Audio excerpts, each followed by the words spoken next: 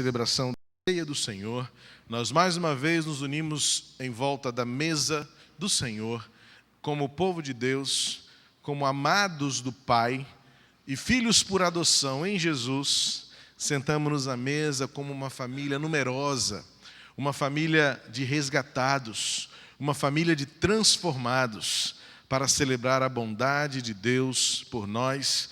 Dentre tantas as coisas que o Senhor tem nos dado, a principal, a maior de todas, o fundamento de todas as outras coisas, é a salvação por meio de Jesus Cristo.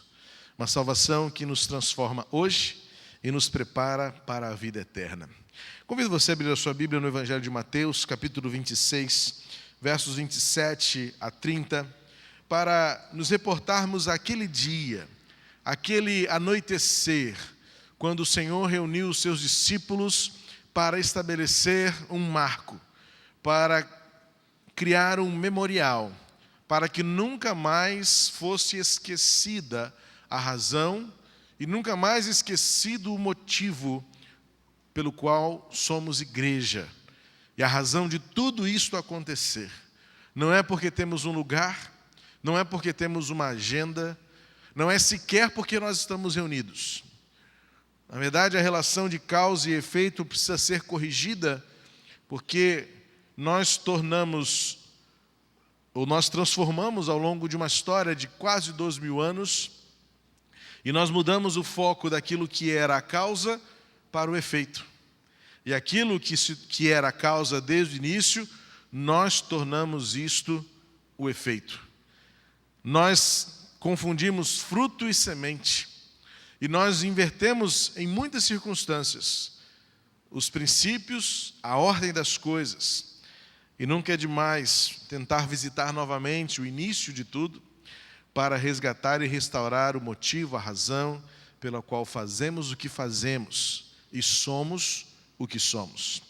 Jesus reuniu seus discípulos para celebrar a última Páscoa. Assim os evangelhos retratam esta noite. Jesus, às vésperas de ser entregue ao Império Romano para ser julgado, e ele sabia ser condenado, e pela condenação crucificado, pagasse o preço mais alto que todos, ou que qualquer um poderia pagar. Jesus foi crucificado como sacrifício, como o Cordeiro da Páscoa. E Jesus, então, reúne os seus discípulos para explicar a eles aquilo que estava por acontecer. E estabeleceu ali um marco, para que nunca mais saísse da visão deles, nunca mais fugisse de suas memórias, a razão pela qual Jesus veio ao mundo e a razão pela qual nós somos hoje, até hoje, seu povo, Igreja de Cristo. Diz assim Mateus 26, versos 27 a 30. E tomando um cálice, rendeu graças e o deu a eles, dizendo: bebei dele todos, pois isto é o meu sangue, o sangue da aliança derramado em favor de muitos, para perdão dos pecados. Mas digo-vos que desde agora não mais beberei deste fruto da videira, até aquele dia em que beberei o vinho novo convosco, no reino de meu Pai. E depois de cantar um hino, saíram para o Monte das Oliveiras. Celebrar a ceia do Senhor, reunirmos-nos em volta da mesa, é algo que precisa ser praticado com o coração renovado e o significado disto tudo refeito, restaurado. Eu já comentei uma vez aqui, e toda vez que vejo na televisão novamente esta campanha publicitária da Coca-Cola, não tem por que não falar, não estou ganhando, muito menos perdendo nada com isso, mas estou impressionado em como a nova campanha publicitária da Coca-Cola tenta resgatar algo que há muito tempo está perdido em nossa sociedade. Em várias circunstâncias, é uma campanha maior, não é de apenas um comercial, mas de várias formas a campanha tem como lema: sentar à mesa é viver em família. E de várias formas esta campanha está tentando resgatar. Claro que a razão disso é para vender mais refrigerante, só isso. Mas no fundo, passa de alguma maneira, um vazio que as novidades da modernidade, que as transformações do mundo contemporâneo têm exercido influência sobre esta geração. E, de alguma maneira, o criador desta campanha entendeu que o ser humano está perdendo e se perdendo por não entender e não saber mais o que é sentar-se à mesa para o momento de refeição. Nos meus 44 anos, sei muito bem o que isso significa no início de tudo. Sentarmos-nos à mesa, gastarmos tempo, um esperar pelo outro para comer, e enquanto comemos, celebramos e compartilhamos as experiências, choramos muitas vezes juntos, oramos, nos rimos muito juntos, contando as peripécias uns dos outros, vemos e acompanhamos o crescimento, puxamos um banquinho para a quina da mesa quando não cabem todos, mas não abrimos mão de sentarmos-nos à mesa ao longo de uma história de vida. Mas certamente a geração dos nossos filhos hoje, dos meus filhos, corre o risco de não saber sequer o que é mesa de jantar. Algumas salas são projetadas tão pequenas em que não há mais espaço para a mesa de jantar. As cozinhas são tão estreitas que, quando muito, um balcãozinho que dê para pelo menos um comer um depois do outro. E de alguma forma a sociedade está clamando por um resgate, uma volta ao começo de tudo. Alguma coisa que a geração pode só dizer que está fora de moda, desatualizado, mas que lá no fundo, no anseio interior, profundo do ser humano, é uma carência viva, estar junto, compartilhar momentos. Por isso, sentarmos-nos à mesa do Senhor é algo que deve ter uma importância suprema na nossa experiência de corpo de Cristo. Nós não sentamos-nos à mesa fisicamente, porque isso não é possível dentro da estrutura do desenvolvimento do movimento cristão ao longo dos séculos. Mas bom seria se, de alguma forma, nós conseguíssemos resgatar o significado de nós, como povo, sentarmos-nos aí, principalmente fisicamente. Eu costumo dizer que nós, sentados como estamos, sabemos e conhecemos muito bem as pessoas pelas costas. Mas talvez não as reconheçamos de frente.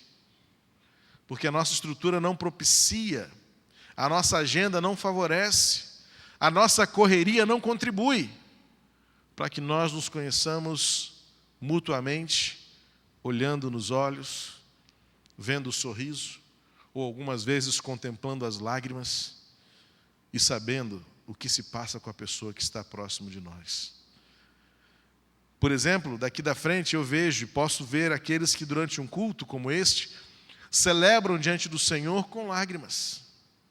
Mas você nem pode saber disso, porque você não vê o rosto de quem está perto de você.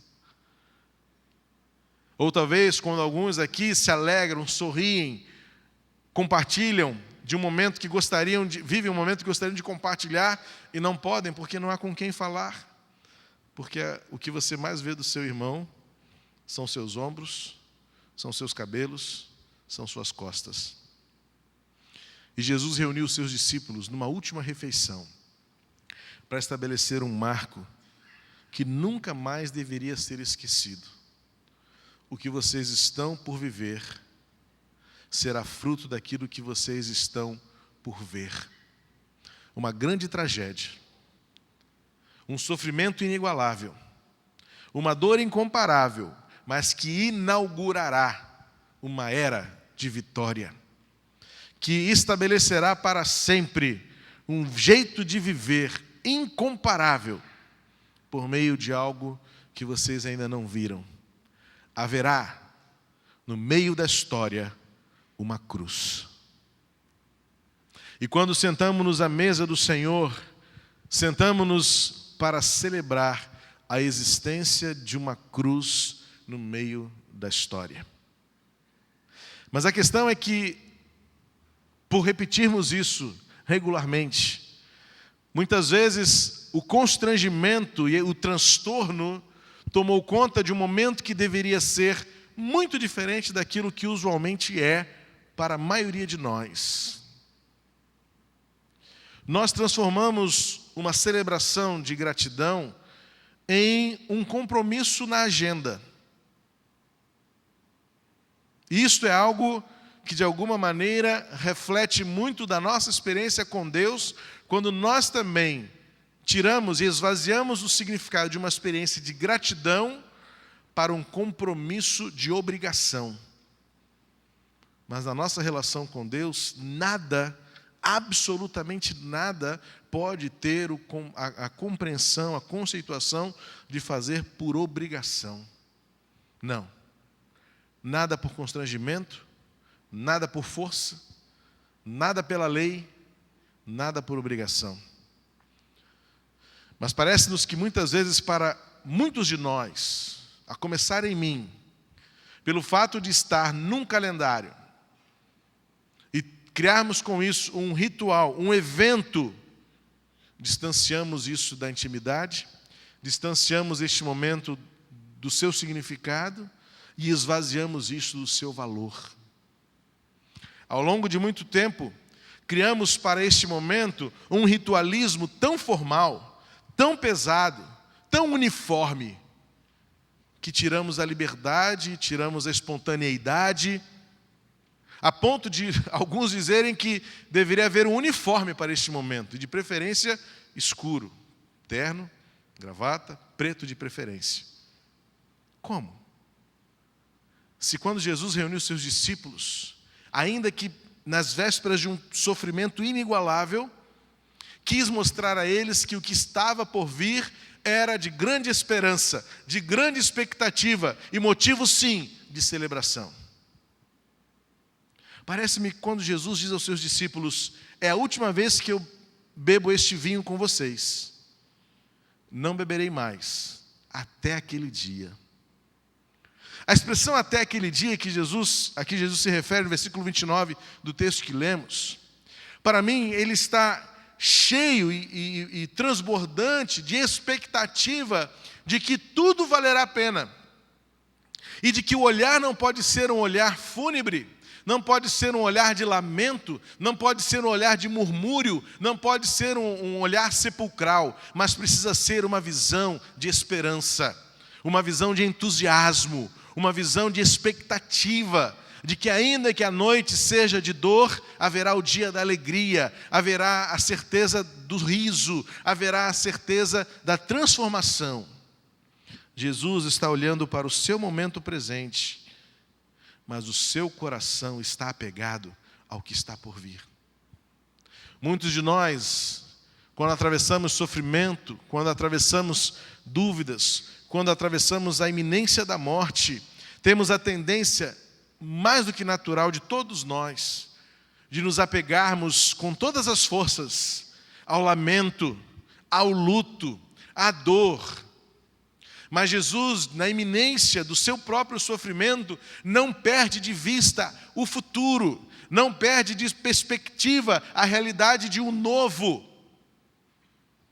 E é isso que nos move. E para mim, celebrar a ceia não pode ser nunca um momento solitário, um momento de lamento. Ainda que haja quebrantamento, isto precisa resultar em vida, em vício, em expectativa, em transformação, em cura. Por isso, Jesus reunindo os seus discípulos, Jesus se apropria de um momento para dar a ele um novo significado. O Senhor Jesus, enquanto esteve aqui na terra, o que mais Ele fez foi dar um novo significado àquilo que estava envelhecido, àquilo que estava arcaico, aquilo que estava, por causa de uma agenda, transformado em rito vazio, pesado, sem valor. É importante você saber, porque muitas vezes o significante toma lugar do significado. Essa é uma expressão da linguagem, quem sabe disso, estudou um pouco de filosofia, ou até mesmo letras, sabe bem a diferença entre significado e significante. Isto aqui é um significante. O pão e o cálice é o que nós chamaríamos, no contexto da conceituação, o significante. É o meio pelo qual alguma coisa está sendo dita. E o significado? É o conceito que isto representa. Se nós perguntarmos a todo crente em Jesus, espera-se que ele saberá dizer que o pão simboliza o corpo de Cristo que foi crucificado, e o cálice, que contém para nós o suco da videira, o suco de uva, representa o sangue de Cristo que foi derramado na cruz. A questão é que nós temos uma tendência muito humana, todos nós, a começar em mim, de ao longo da história, transformarmos os significantes em algo de muito maior importância do que o próprio significado. Então, os significantes têm um valor tão ritualista, tão reverente, que parece-me que os objetos tornam-se ídolos. E é o que acontece com o processo da idolatria. Foi o que aconteceu com o bezerro de ouro no deserto. Foi o que aconteceria com a arca do tesouro se nós a tivéssemos até hoje. E exatamente por nós não a termos, alguns, nesta ânsia pelo significante, criaram para si outras arcas. E tem um monte de igreja aí com as suas arcas espalhadas, levando os crentes a encostar nelas, a buscar a bênção, a unção de Deus, encostando pelo menos nas varas que carregam aquelas arcas. Aberração, heresia, fuga total da essência do Evangelho de Cristo. Quando nós tornamos os significantes, os símbolos, mais importantes do que aquilo que eles simbolizam. E é o que Jesus está fazendo aqui nesta refeição. Primeiro porque Jesus não reuniu os discípulos para cortar o pão em quadradinho e para encher cálices com suco de uva. Jesus se apropriou de algo que era comum, que era cotidiano deles. É importante nós revisitarmos aquele tempo para saber que toda uma geração de israelitas estavam reunindo-se em sua casa para celebrar a Páscoa, cumprindo o que a lei determinava, que eles escolhessem um cordeiro, o chamado cordeiro pascal. Ele deveria ser preparado, deveria ser limpo, não deveria ter mancha, deveria ser o primeiro de uma ninhada, e ele então era assado, e a lei determinava que ele fosse comido todo, nada poderia ser deixado para o dia seguinte. Era uma refeição em que se compartilhava a mesa para que não houvesse fome. Na tradição, no uso e costume do povo judeu, era uma refeição compartilhada, porque já que não deveria sobrar, eu deveria chamar outros para comer comigo, se por acaso a minha família não fosse tão numerosa a ponto de dar conta de um cordeiro assado. Jesus então reúne os seus discípulos e diz: preparem a nossa ceia de Páscoa, a nossa refeição da Páscoa. Então diz o texto que eles foram, prepararam um sobrado numa casa de um homem e ali prepararam a celebração da Páscoa, que na verdade era uma grande e farta refeição. E em dado momento daquela refeição, Jesus tomou o pão numa mesa farta, talvez de frutas. Certamente havia ali um grande e bonito assado de cordeiro. E Jesus tomou daquela refeição um pão e disse: todas as vezes que vocês fizerem isso, comam e bebam em memória de mim. O que é isso? Olha como o significante toma lugar do significado. Pense comigo, o que era isso que Jesus estava se referindo? Todas as vezes que vocês fizerem isso. Nada mais era do que todas as vezes que vocês se reunirem para comer novamente, e vocês estiverem diante de um pão, e vocês beberem um cálice de vinho, lembrem-se, vocês a partir de hoje são o meu povo, a minha igreja. O que é a ceia então? A ceia deveria ser para nós uma experiência permanente e constante. Todas as vezes que eu estiver reunido com o meu povo, e quando houver sobre a mesa um alimento, eu devo me lembrar que eu sou livre, porque Cristo me tirou da escravidão do medo, Jesus Cristo me tirou da escravidão do pecado. Mas a coisa foi se distanciando, a experiência foi se tornando ritualista, o momento foi se tornando tão pouco íntimo, O momento se tornou ao mesmo tempo tão solitário, tão individual, tão egoísta, que alguns hoje afirmam que se você não comer o pão e não participar do cálice, você perde a bênção de Deus. Sinceramente, para mim, a pessoa já perdeu quando pensa um negócio desse. Porque já perdeu o significado. Já perdeu a essência. Porque não há nenhum poder aqui. São símbolos. Mas o que nós precisamos reverenciar e nos lembrar é que isto representa o maior preço que foi pago para que você estivesse sentado ao lado de quem você está. Para que nós pudéssemos caminhar juntos com expectativa daquele dia que está por vir. Para que nós pudéssemos ter a liberdade de amar e sermos amados, de perdoar e sermos perdoados, de viver com a expectativa de que um dia estaremos no céu com Jesus, vivendo a eternidade preparada pelo Cordeiro, que não foi assado, mas aquele que foi crucificado. Jesus então reuniu os seus discípulos para dizer: este é o meu corpo e este é o meu sangue. Tudo isto feito para que vocês tenham vida. A ceia, portanto, é um ato que é festivo, é um ato que é coletivo, é um ato que é, acima de tudo, proclamação de que nós vivemos uma nova realidade com Cristo, de que nós somos transformados por Jesus e de que Ele viveu já naquela época, naquele dia, uma expectativa que não terminou. Um dia nos encontraremos todos novamente.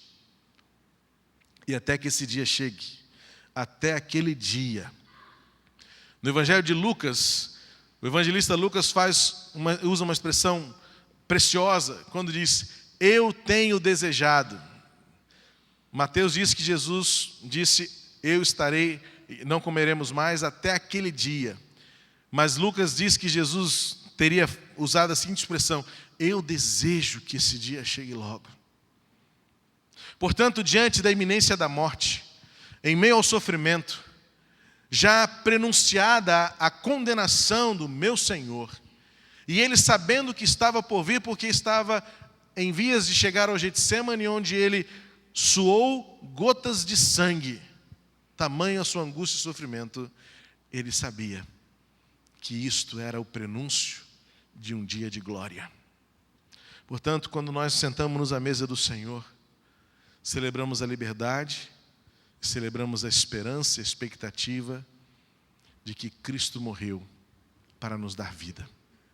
Portanto, este momento é um momento, sim, festivo, é um momento coletivo, é um momento de agradecer e reconhecer que só estamos onde estamos e só somos o que somos, porque existe uma cruz na história da humanidade, a cruz em que o meu Senhor morreu para que eu tenha vida. E não é mais um funeral, mas é a glória da ressurreição. Não é mais a sepultura, agora é o Cristo vivo. E a cruz é o maior de todos os significantes. A cruz simboliza, ao mesmo passo em que mostra a dor e a vergonha, para mim e para você, é a glória de uma nova vida. Livres do pecado, livres do medo. Quando o anjo do Senhor passou pelo Egito e livrou o povo de Deus da morte e destruição, porque os umbrais das casas e das janelas estavam pincelados de sangue do Cordeiro, estabeleceu-se de uma vez por todas que em Jesus não há mais condenação. Ele é o nosso Cordeiro que foi morto, para que nós tenhamos vida. Portanto, transforme este momento em um momento de gratidão e celebração, de festa, porque somos o que somos, estamos onde estamos, e mais, iremos para onde iremos, porque Ele morreu por nós. Que este momento para a sua vida seja um momento de preciosa reflexão, em que você olha para os céus e, como Jesus, espera com expectativa o dia em que todos estaremos sentados com Ele no céu. E até que esse dia chegue, e enquanto este dia não chega, temos o Espírito Santo a nos consolar, a nos dirigir, e temos uns aos outros como igreja, para celebrarmos a vida com Cristo, vivendo, testemunhando, proclamando que até que o dia chegue, somos um só povo, somos um só corpo, somos igreja de Cristo Jesus. Convido você a participar conosco nesta hora, sentarmos-nos à mesa do Senhor, porque a mesa é família, e ser família é sentar-se à mesa. E neste caso, neste momento, é sentarmos-nos à mesa, para como família de Deus, agradecermos pela grande salvação com que Ele nos presenteou. Temos vida, e é porque Cristo morreu por nós. Somos livres, somos transformados, porque Cristo nos amou. Celebre comigo, celebre conosco a festa, celebre conosco a coletividade. Proclame que Cristo é Senhor, para a glória de Deus Pai.